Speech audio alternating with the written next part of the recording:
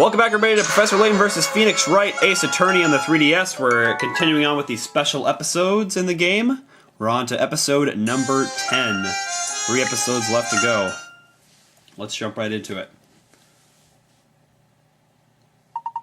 Did you say suspicious characters? What? That's right, suspicious characters. I saw them, I did. And know which was a pair of mysterious men. Yeah, I saw them too. No matter how you look at it, they were a couple of weirdos, alright. They're desperados, I tell you. Yes, that's what they are, desperados. They're an embarrassment, is what they are, right on the day of the fire festival, too. Okay, I'll take that. Oh my gosh. This is like old bag. What is all this? Seems like everyone and his brother has come here to make complaints at us. Perhaps it's just they all want to see you again and think you can help. Whatever the reason, we can't very well ignore the fact that there seems to be a pair of villains on the loose. Oh, I just thought of who they might be.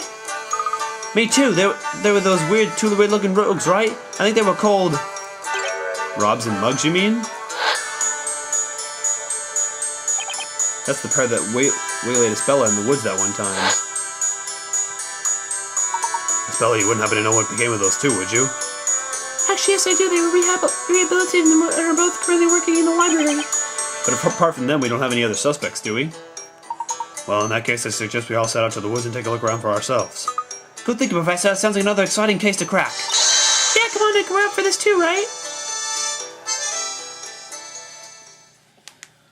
Ow, my neck is popping.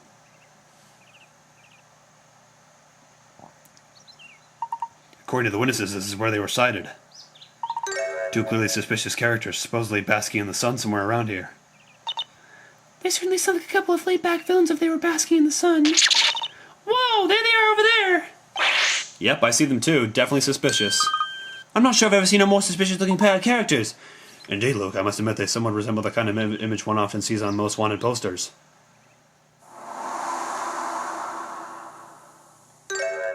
What? Is that the judge? After my many years as a judge, I have recently found myself wondering, what exactly do we mean by crime?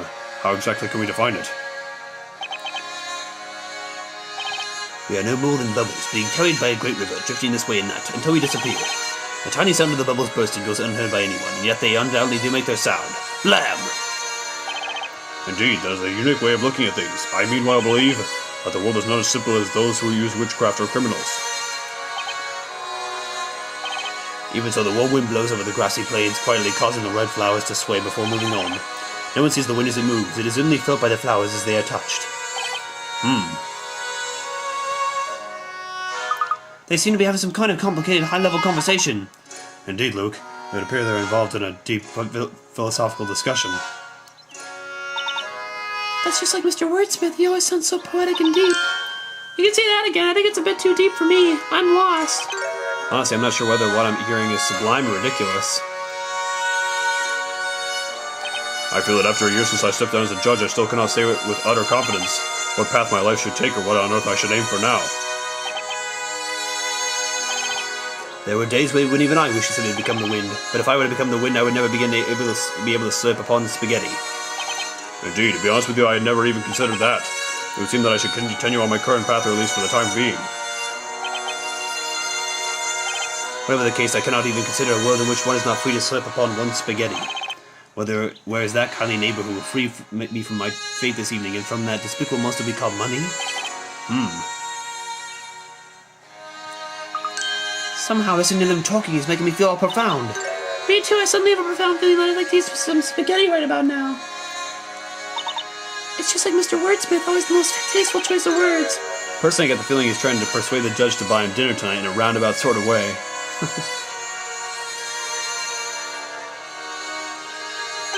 Oh. Well, I never. This is the most distinguished turnout we have here. Fortuitous meanings are no more than an inevitable visit. Oh my God, the natural ebb and flow of our lives. May I ask, what is it that brings you all to an out-of-the-way place like this? Well, actually... We came here to check on reports of 2 suspicious characters said to have been basking in the sun. Tactful as always, Maya. 2 suspicious characters, you say? And you took the trouble to come all the way out here just to warn us? Well, don't worry, we'll keep our eyes open. Missing the point as always, Your Honor. By the way, what brings you to this neck of the woods? Well, it's a little embarrassing, really. I was just seeking advice from my wise companion here. I've been wondering how to proceed in life now that I've stepped down from my post. And did you find the answer to your question from Wordsmith? Well, to be honest, I have no idea what he was talking about. Is that so? Why am I not supposed to hear that? I was getting into a bit of a nervous sweat just about the time you arrived. I'm merely floating on a warm breeze shedding warm tears like flower petals dancing in the wind.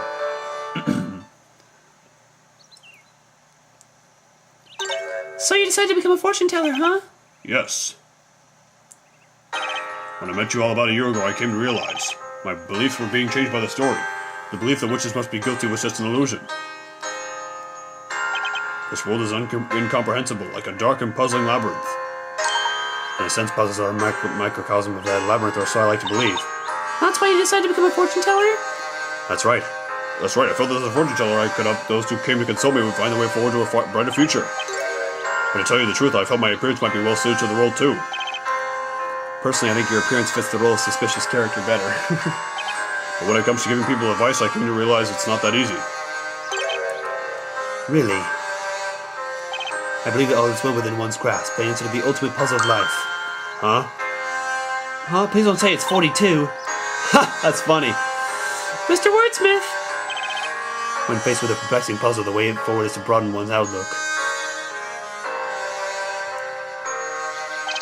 Then while holding that broadened view, look back upon that same puzzle. Certainly when I have a problem, I'm often unable to see anything else. So we should broaden our outlook then. That sounds like good advice. And then you should make use of your hands, eyes, and all of your senses to feel out a solution.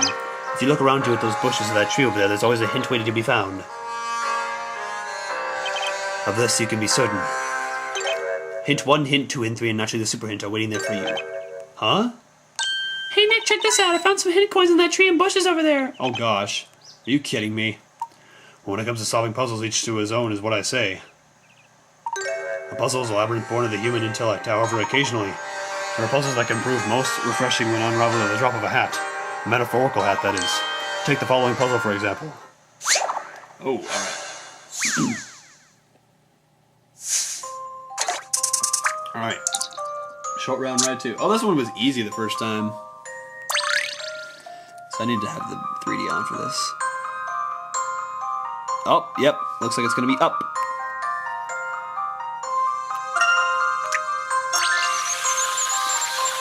It's an easy one if you have 3D on.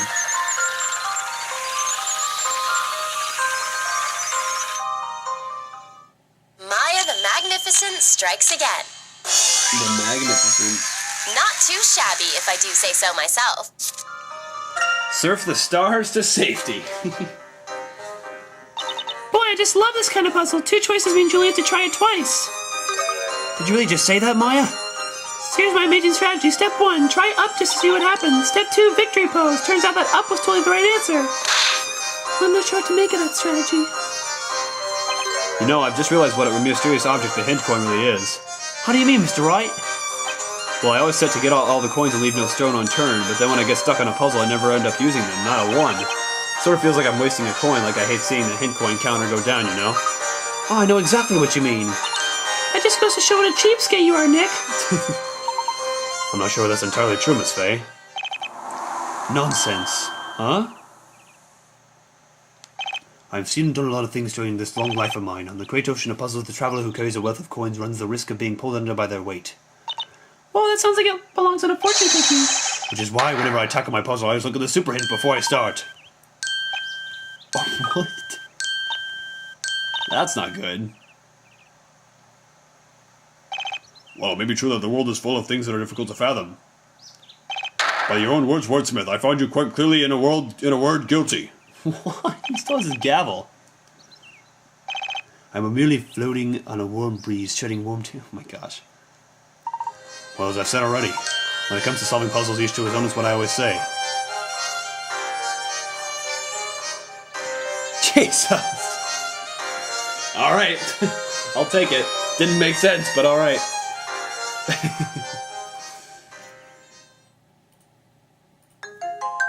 Oh man. Alright, so in the next part we will be heading into episode 11, the Fire Festival. The day of the Fire Festival. What's he doing here? Oh, so we're gonna have a special guest. Maybe I'm thinking Edgeworth! I don't know. That was a big surprise when he showed up in the last part of the game. Alright, we'll be right back with episode 11. Stay tuned, everybody. Let's go, like this, go, like